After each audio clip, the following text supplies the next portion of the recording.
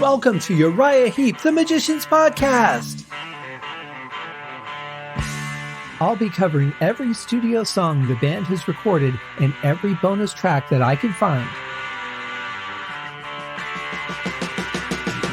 Each week we'll go over a new song from the beginning to where they are currently, and as they keep adding albums, I'll keep adding shows. Let the deep dive party begin.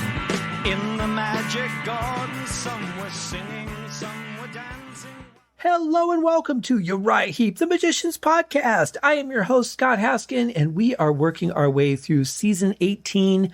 Different World is the album, and we are on the song, well, it's called All for One. And let's talk about the title a little bit. What kind of imagery or thoughts do those words bring to mind? For me, I think about a unity, a teamsmanship, one band, one sound, those kind of things. In some cases, family. It really just depends, but it's all about coming together for one purpose. And I'll be curious to see if the story goes in that direction. This is a song I'm not familiar with, so first time here for me. And so I don't know the story. I purposely do not read the lyrics of the songs that I don't know ahead of time because I want to have this all unfold as honestly as it can be. And so apart from just queuing up the song and making sure the volume level is right, I haven't heard it at all. And I'm very excited to get into it. So let's do just that right now. Here it is, All for One by Uriah Heep.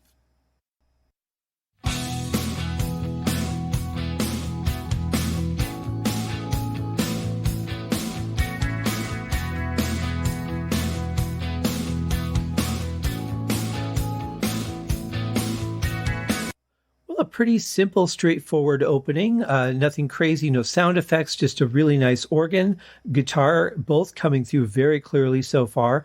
We've got a great straightforward beat coming from Lee Kerslake. Nice, straight, even pacing from Trevor Boulder on bass. But it has, a still kind of a mid-'80s feel to it a little bit to me. Just something that brings me back to that era as I'm hearing this. And granted, that could change as soon as the vocals come in or as soon as we hit another part. But just this feeling is something that I would have expected to hear around that era. Would have been played in arcades, any of those places that we used to hang out, bowling alleys, also because they had video games. But it sounds really good. And I like the fact that I can hear everything very clearly.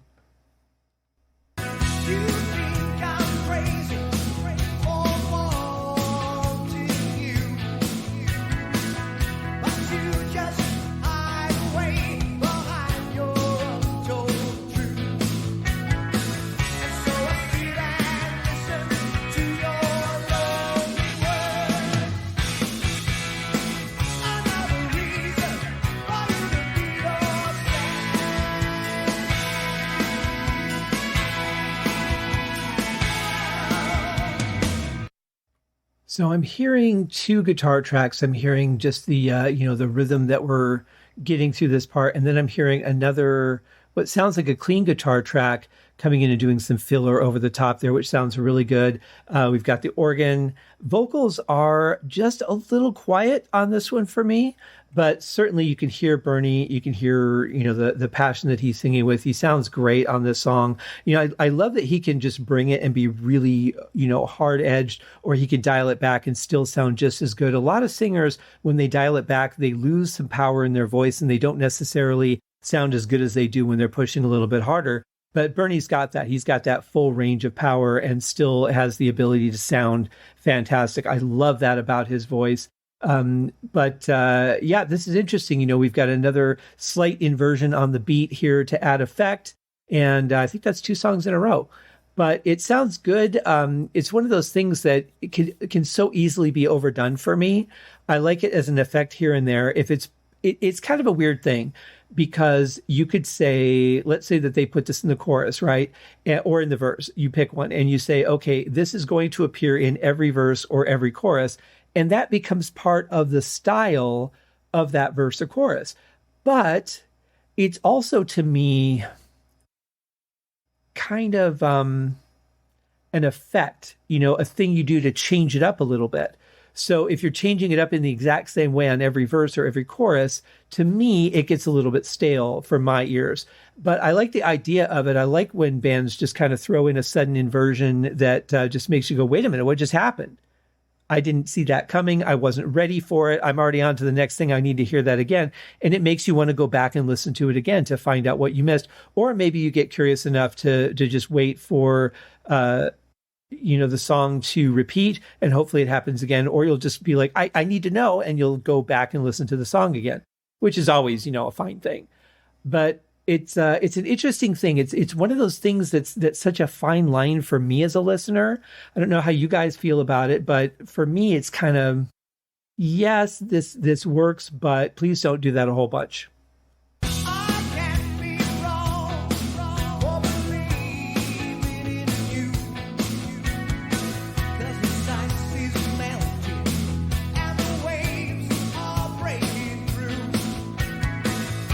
Actually, and maybe I just didn't hear it before, or maybe this is added for this verse, but I'm hearing a third guitar track. It sounds like there's the, slightly distorted rhythm and then a clean rhythm over that, and then the other clean guitar that comes in with the fillers in between the lines.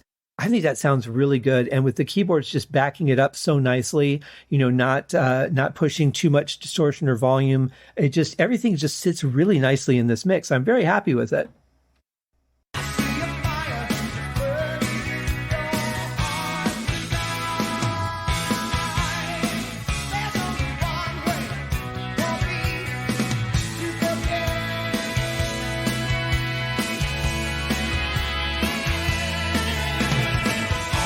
Wow. I want to say that was all Bernie. It sounded like 3 different tracks of Bernie overlaying his voice, but man, that sounds good. He really can sustain a note very nice and smoothly.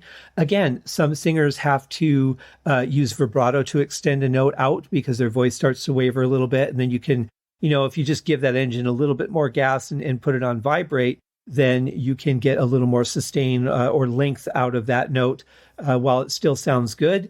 But yeah, he just sounds great, and he just puts a little bit of vibrato in for effect and then goes right back to it being smooth again. I really like that part, and the band is just backing him up so well, giving a full sound. The song sounds well rounded from an audio perspective, but still giving him the room to do something like that and have it be noticed without having to drop out an instrument to leave room for it. Everything just flows really nicely and sits very well together.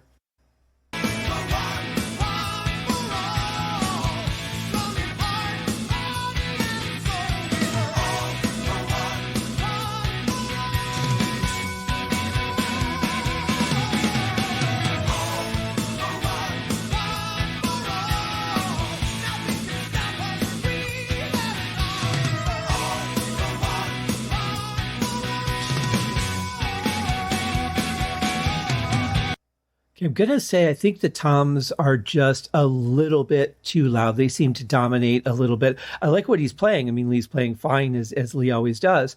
But I think just volume-wise, I think the toms come in a little louder and a little off balance with the bass and the snare drums. But other than that, it sounds good. I really like this part. I like what Mick is playing. That's a really nice rhythm there. Overall, the whole feel of the song is really good.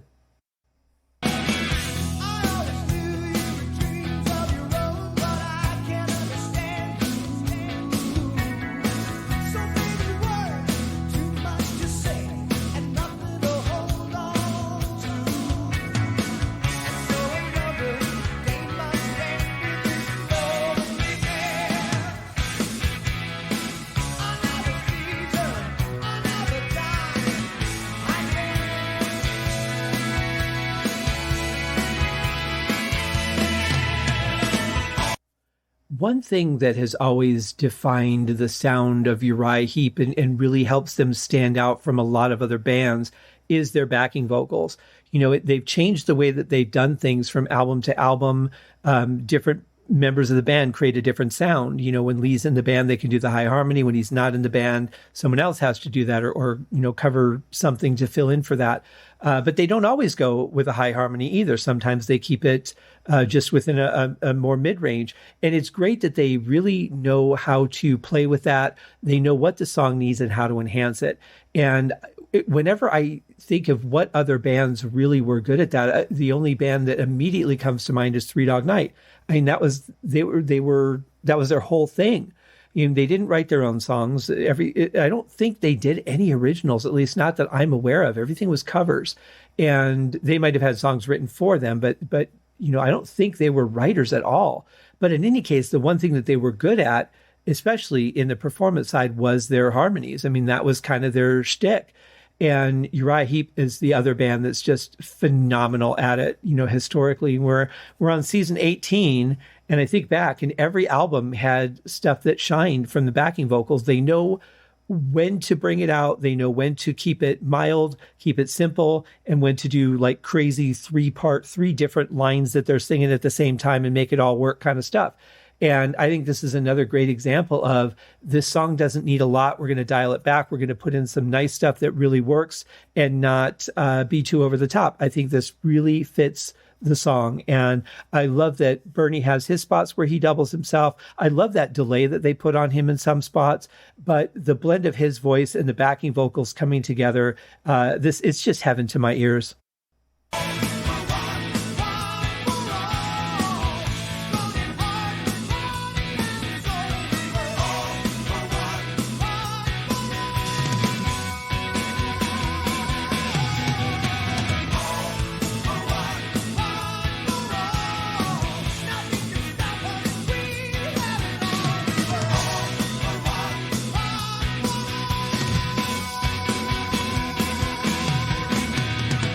So for me, this is where the mix really comes into play. I talked earlier about using like an inverted beat or doing things like that. Too much can get repetitive. If the instrument really stands out, like I said, the toms seem a little bit loud on this song to me. So when the instruments really stand out, it really just kind of overdrives what that part is.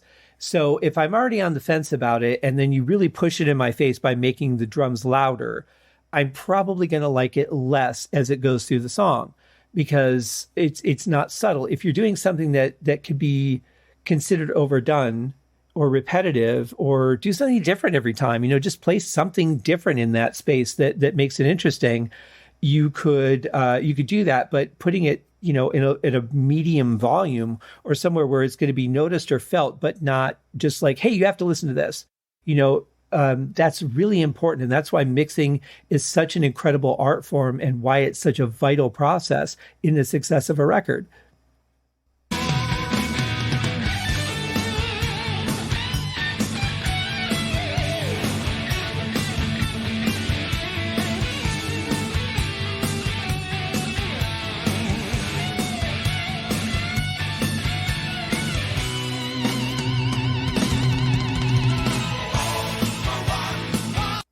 Well, of course, that was a great solo, you know, pretty short, but great. We had to wait almost 3 minutes into the song to get it, but it was worth the wait. I think very, very tasteful. I love the transition, though, back into the chorus. Great drum roll from Lee, but the icing on the cake was that little filler that we get from Phil coming in on keyboards. You hear it earlier, but it's kind of buried a little bit. You get a kind of more of an inflection of it than really hearing what it's doing. But here in the open space of the transition, you really get to hear what he's playing. And that's just a lovely segue back into the chorus. And those are, again, those little filler parts that I just love so much.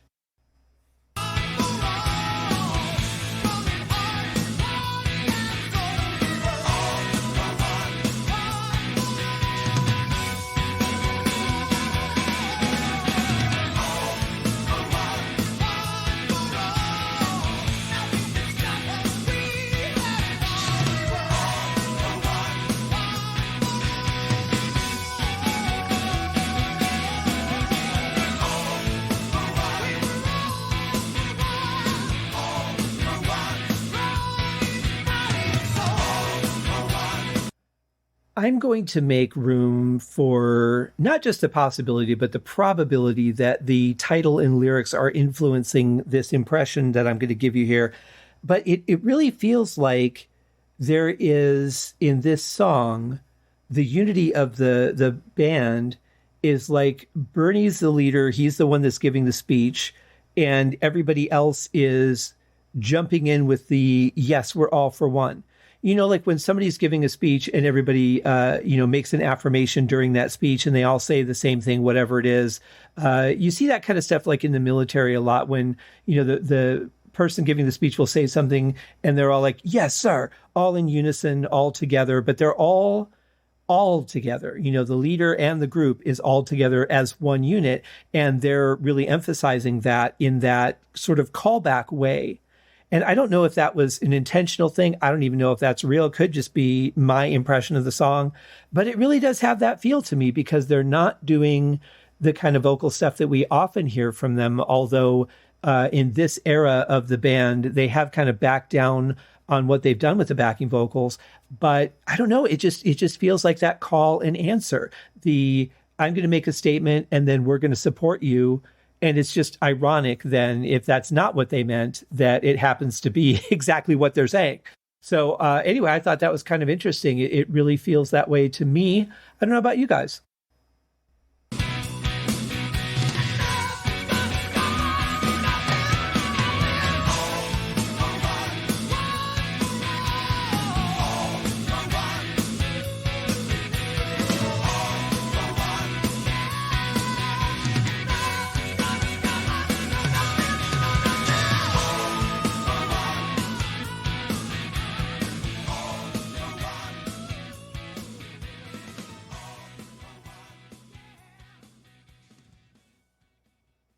Okay, I'm going to further back up my theory by pointing out that the backing vocals are very monotone, right? They're not changing pitch at all. They're staying in that almost catatonic state where they're, regurgitating the line that they're supposed to in giving the support of the person giving the speech. So even with that, it kind of fits in. 100%, this could just be my perception and imagination. I could be completely off the rails on that perception. But for me, when I think in context of the title and all that, it really does work. But I apologize to the band if that's not what they were thinking. But to me, as the listener, that's just what I get. And that, again, is the beauty of music, is that we all see and feel things the way that we see and feel them. And that's based on so many different things in our lives, our current mood when we hear it, our general perceptions of music, maybe something, a memory or a feeling that the music or the lyrics trigger. And there's so many factors that go into it. And so when I see, people saying, hey, I like this song, and somebody else saying, I like that song too, I wonder often how much of it is for the same reason. Could be two completely different reasons, but they can agree that they like the song. And that's the beautiful thing to me. I love that when that happens. So we are all for one on this podcast, guys, listening to all these songs and just enjoying and sharing the music of Uriah Heep. It is such a joy to listen to this band, even songs that I am hearing for the first time, and I really like those more, I think. Now that I've been doing the podcast for so long, it would be kind of fun to go back and listen to some of the earlier episodes and see what I thought about songs I knew, how I, heard them again kind of for the first time, because I'm listening in a different environment through a different mix. But listening to a song for the first time and giving like a real first time reaction, that's more fun to me, because I get to experience it, especially the bonus tracks, because a lot of you guys have written to me and said, I never heard that version of the song before. I didn't even know it existed. It's really cool, or I didn't like it, and here's why. And that's cool, because we're all kind of hearing those for the first time. Like, I'm sure there's a lot of the listeners out there that are very familiar with this album where it's not one I was particularly familiar with. So you guys are a step ahead of me on that. But sometimes when someone new experiences something, you might find, oh, I didn't hear that, or I didn't notice that, or I didn't pick up on that.